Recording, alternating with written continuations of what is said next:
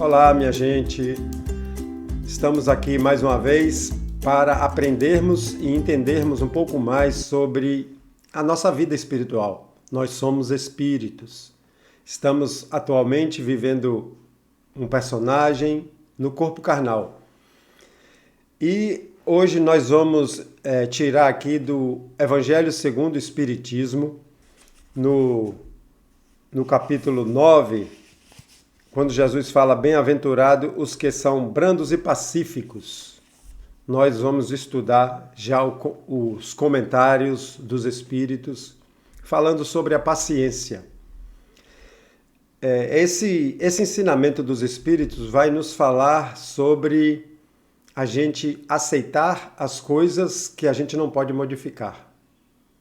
Aceitar as coisas que a gente não pode modificar. Não tem jeito se a gente não pode modificar. Ou a gente vive sofrendo, estressado, ou aceita e se adapta. É isso aí.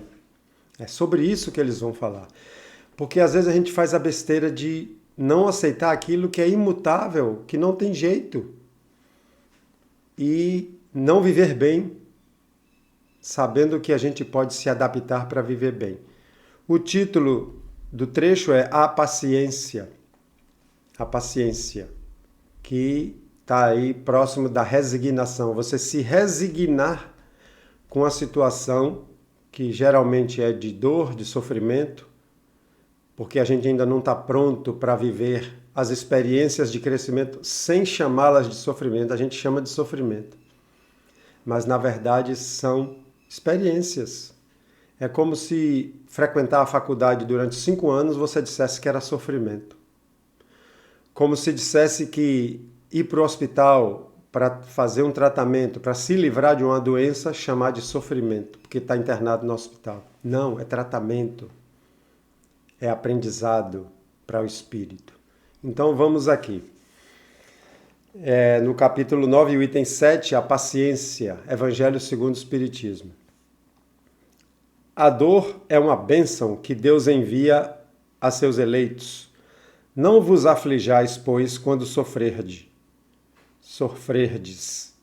Antes, bendizei de Deus onipotente que, pela dor, neste mundo, vos marcou para a glória do céu. Toda vez que a gente falar de dor, não vamos pensar em masoquismo nem desânimo diante das dificuldades, não. Aqui tem uma linguagem muito religiosa do século XIX, mas a dor hoje, a expiação hoje na doutrina espírita, a gente compreende como uma prova, uma experiência de crescimento. Quando a gente faz algo errado e aprende com aquilo. Por exemplo, quando alguém bebe e vai dirigir e ali bate o carro, se machuca, tem ferimentos graves ou machuca uma pessoa amada que estava no carro e ali você aprendeu. Aquilo foi para o seu sentimento. Você dificilmente vai fazer essa besteira de novo. Então é nesse sentido que se fala da dor. A dor que ensina, porque a gente pegou o caminho errado. Sede pacientes. A paciência também é uma caridade e deveis praticar a lei da caridade ensinada pelo Cristo enviado de Deus. E nesse caso aqui é uma caridade consigo mesmo, né? A caridade que consiste na esmola dada aos pobres é a mais fácil de todas. Outra há, porém, muito mais penosa e, conseguintemente, muito mais meritória, a de perdoarmos aos que Deus colocou em nosso caminho para serem instrumentos do nosso sofrer, ou seja, instrumentos das nossas experiências difíceis e para nos porem à prova a paciência. Ele já tocou no assunto aqui de perdoar aqueles que colocam dificuldade na nossa vida. Se chegou para você aquela pessoa, se aquela pessoa está agindo em sua vida, é compromisso seu. Está no seu campo de atração, no seu campo espiritual, que tem a ver com o nosso corpo espiritual. A gente não encontra pessoas e processos difíceis por acaso, por azar, não. É o meu caminhar que chamou aquilo para mim. Então, é viver a experiência na verdade, toda encarnação é uma experiência e a gente precisa estar consciente de que somos espíritos e temos que lidar com as coisas que nos chegam, foram plantadas por nós. A vida é difícil, bem eu sei. Compõe-se de mil nadas, que são outras tantas picadas de alfinetes, mas que acabam por ferir. Se, porém, atentarmos nos deveres que nos são impostos, nas consolações e compensações que, por outro lado, recebemos, havemos de reconhecer que são as bênçãos muito mais numerosas do que as dores.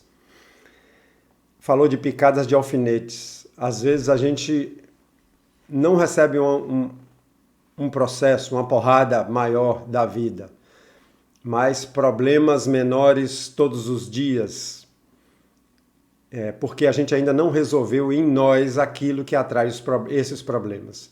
Aí ele fala de tantas picadas de alfinetes, aquelas coisinhas que machucam todos os dias. E se ela se repete, vou falar de novo, se ela se repete, se aquela experiência volta a acontecer com você ou comigo, é porque a gente não resolveu em nós o que está atraindo aquilo. Não resolveu em nós o que está atraindo.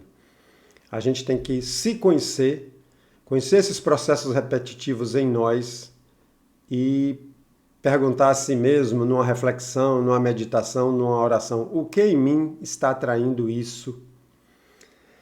E ele chama a atenção aqui que a gente presta atenção naquilo que nos machuca e às vezes a gente se coloca como vítima, se vitimiza e não olha quantas bênçãos, quantas coisas boas, quantos livramentos chegam para nós através dos espíritos amigos, dos espíritos que estão lá e gostam de nós, de outras vidas, muitas amizades, muitos amores, muitos familiares que estão prontos para nos ajudar e as bênçãos chegam. Muitas delas a gente nem sabe que eles trabalharam e a gente se livrou. O fardo parece menos pesado quando se olha para o alto do que quando se curva para a terra à fronte.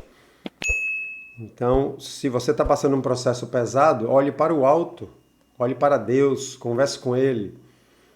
E lembre-se sempre, não há injustiça nas leis da vida, na lei de Deus. O processo é criado por nós. Resolvê-lo ou se adaptar a ele enquanto ele existir, porque tudo tem fim, é o melhor caminho para a gente e viver positivamente. Quantas pessoas a gente vê em sofrimento, em processos difíceis, muitas vezes com uma deficiência grave, ou com filhos problemas, com pais problemas, ou vivendo um processo difícil, mas que ainda sorri e vive positivamente. Nós vemos muito isso hoje em dia. Coragem, amigos. Tendes no Cristo o vosso modelo. Mais sofreu ele do que qualquer de vós, e nada tinha de que se penitenciar, ao passo que vós tendes de expiar o vosso passado e de vos fortalecer para o futuro. Ele lembrou de Jesus, que não tinha processos de dívidas, nem de experiências de resgate, e passou por tudo que a gente sabe. Mas, sendo o espírito que era, passou com muita resignação, com muita tranquilidade, sabendo que ele não era desse mundo. Ele mesmo disse, meu reino não é deste mundo, e que ele voltaria para a sua dimensão espiritual de muita felicidade. Então ele vivia aqui consciente do processo. E fechando, eles dizem, sede, pois, pacientes, sede cristãos. Essa palavra resume tudo. Um espírito amigo em Havre, 1862. Deve ser uma cidade da França. Então, é isso. É o processo da gente se conhecer, saber onde está em nós aquelas coisas que nos pesa no dia a dia, que nos chateia, aquelas coisas que sempre está nos trazendo problema, aquele comportamento. A gente dá atenção demais a certas coisas na vida que é da vida menor.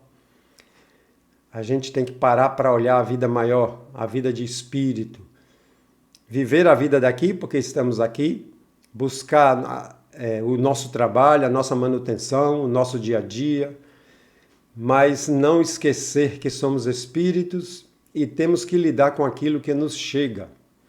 Quando a gente vai se transformando internamente, deixando de prejudicar os outros, de prejudicar a sociedade, de tratar mal os outros, né? de querer mudar a vida dos outros, deixar de ser racista, deixar de ser homofóbico, deixar de ser crítico, deixar de ser fofoqueiro, deixar de ser maldoso, avarento, apegado às coisas materiais. São todos processos que a gente tem que olhar, reconhecer em nós, eu tenho isso. E ir trabalhando aquilo no dia a dia. Só em você reconhecer, ele já começa a se enfraquecer. Eu aprendi a fazer isso, olhar para as coisas erradas em mim, e tem muitas, e devagarzinho ir mudando aquele comportamento. Então, que os bons espíritos nos intuam sempre nesse caminho, que Nossa Senhora, a Mãe de Jesus, possa estar abençoando nossos lares. Até o próximo.